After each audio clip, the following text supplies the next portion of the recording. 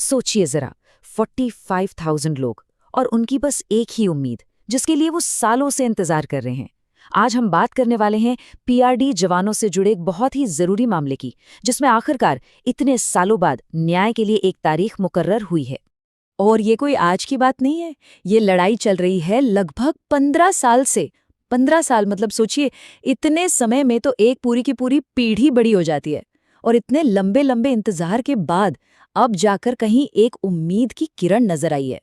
और जब हम 45,000 कहते हैं ना, तो ये सिर्फ एक नंबर नहीं है। ये 45,000 लोग हैं, 45,000 परिवार हैं, जिनका पूरा का पूरा भविष्य बस इसी एक केस के फैसले पर टिका हुआ है। मतलब हजारों जिंदगियां एक साथ दांव पर लगी हैं। तो सवाल ये है कि आखिर वो बड़ी खबर है क्या, जिसने इतने सालों के सन्नाटे को तोड़ा है। तो खबर ये है कि इलाहाबाद हाई कोर्ट ने इस केस की फाइनल हियरिंग मतलब अंतिम सुनवाई के लिए एक डेट फिक्स कर दी है, और वो तारीख है 12 जनवरी 2026। ये सिर्फ एक तारीख नहीं है, बल्कि इस पूरी लंबी लड़ाई में एक बहुत ही बड़ा, बहुत ही अहम मोड़ है। तो चलिए अब इन नंबर से थोड़ा आगे बढ़ते हैं और उन लोगों की बात करते हैं जिनकी ये पूरी कहानी है। ये 45,000 जवान हैं कौन, और आखिर इतने सालों से ये किस चीज का इंतजार कर रहे हैं। उनकी हालत को ना एक लाइन में कुछ ऐसे बताया गया है कि उनके भविष्य को लेकर कौतूहल का विषय बना हुआ है। अब इस एक लाइन में ही सब कुछ है। उनकी बेचैनी भी है और एक धुंधली सी उम्मीद भी है कि शायद अब कुछ अच्छा हो। तो अब सवाल उठता है कि ये सारी जानकारी, ये तारीख, ये सब आया कहाँ से।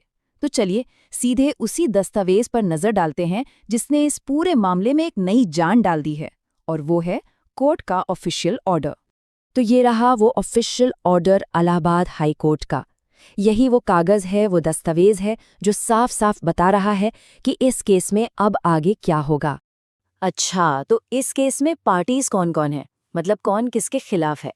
देखिए, एक तरफ है उत्तर प्रदेश सरकार और दूसरी तरफ है अमर सिंह और उनके साथ 11 और लोग। ये लोग ही उन 45,000 जवानों को रिप्रेजेंट कर रहे हैं। तो एक तरह से ये सरकार बनाम नागरिक का मामला बन गया है। तो इस ऑर्डर में ऐसा क्या खास है?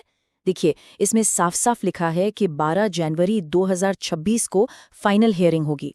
और सबसे जरूरी बात, कोर्ट ने ये भी कह दिया है कि अब कोई एडजर्नमेंट नहीं होगा, मतलब मामले को और टाला नहीं जाएगा, कोई और तारीख नहीं मिलेगी।